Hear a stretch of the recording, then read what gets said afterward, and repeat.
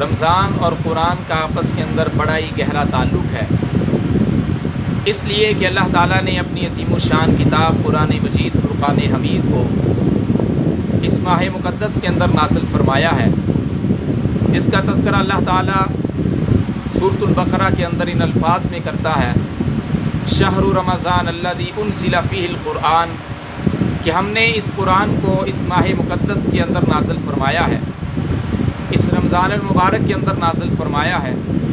اور اللہ تعالیٰ نے اس قرآن کے نزول کے لیے اس رات کا انتخاب کیا جو رات تمام راتوں سے افضل و اعلیٰ ہے، خیر من الف شہر، جو 1000 مہینوں سے افضل و اعلیٰ ہے۔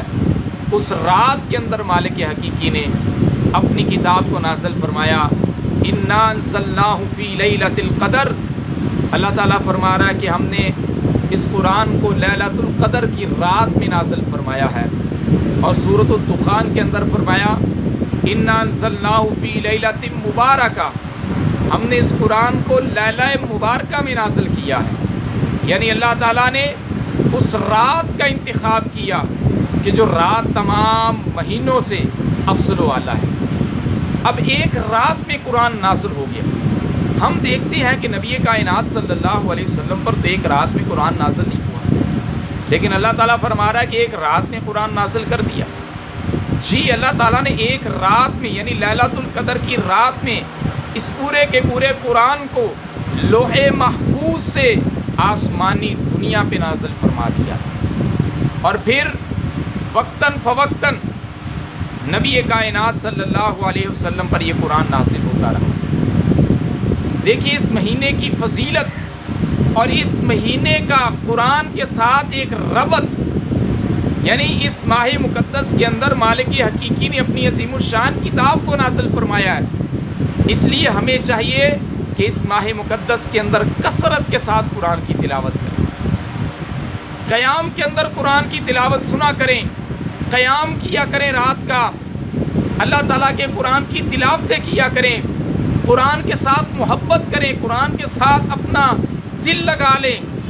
اس لیے کہ اس قرآن کی عظمت اور فضیلت کا کیا کہنا، کیونکہ یہ کتاب وہ ہے، وَإِنَّهُ لَتَنزِيلُ رَبِّ الْعَالَمِينَ، یہ قرآن اس مالک حقیقی کی کتاب ہے جو پوری کائنات کو پیدا کرنے والا ہے، پوری کائنات کو پالنے والا ہے، پوری کائنات کے نظام کو چلانے والا ہے۔ یہ کتاب اس مالک حقیقی کی ہے جو اللہ احد ہے، جو اللہ الصمد ہے، جو لم یلد ولم یولد ہے، وہ مالک کائنات ہے۔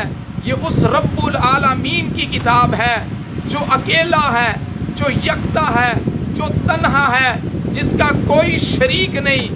یہ اس مالک حقیقی کی کتاب ہے۔ دیگر کتابوں کی طرف تو ہماری بڑی توجہ ہوتی ہے، ہم صبح سے لے کے شام تک، صبح بچے اسکول جاتے ہیں، 2 بجے تک پڑھ کے آتے ہیں، کھانا کھاتے ہیں، اکیڈمی چلے جاتے ہیں، وہاں رات کو پڑھ کے آتے ہیں۔ دنیا کی کتابوں کے لیے اتنی تگ و دو کرواتے ہیں، لیکن قرآن کی تعلیم کے لیے ہم کوئی کوشش نہیں کرواتے بچوں کو۔ تو آئیے، یہ ماہ مقدس ہماری زندگیوں کے اندر آ چکا ہے، خود کو تبدیل کیجئے، خود کو چینج کیجئے۔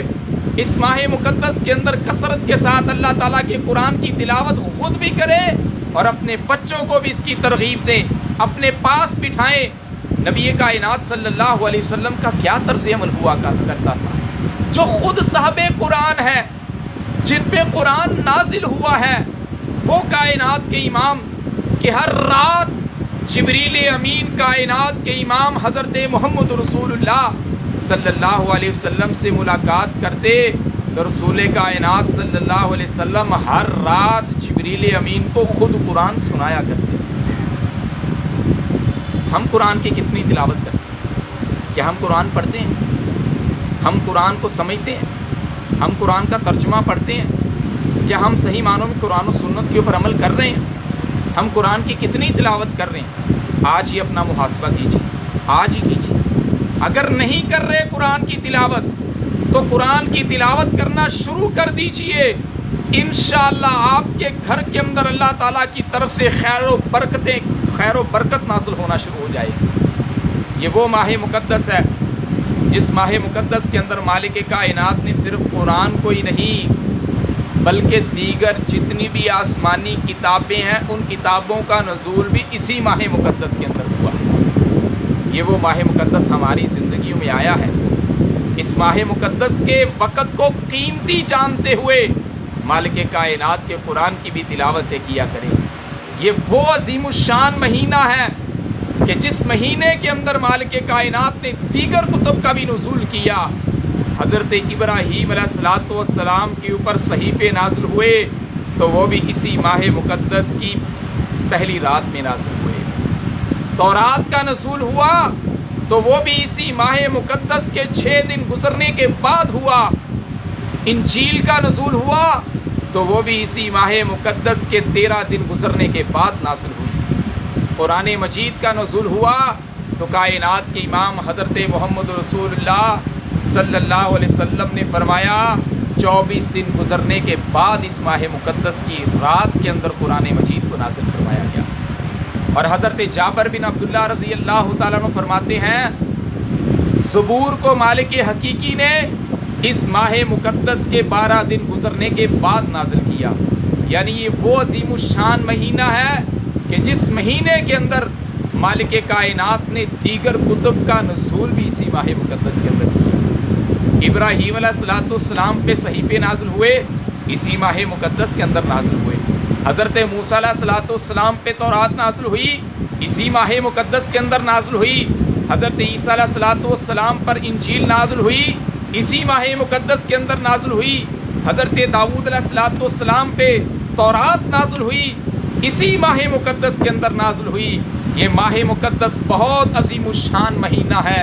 بدقسمت ہے وہ بندہ جو اس ماہ مقدس کو پا لینے کے بعد بھی مالک کائنات کے قرآن کی تلاوت نہ کرے، اللہ تعالیٰ کے سامنے نہ گڑ گڑائے، اللہ تعالیٰ کے سامنے اپنے ہاتھوں کو پھیلا کے اس کے سامنے اپنی جبین نیاز کو جھکا کے اپنے آنسوؤں کو بہا کے مالک کائنات کو نہ منا سکے، ایسا بندہ بڑا ہی بدقسمت ہے۔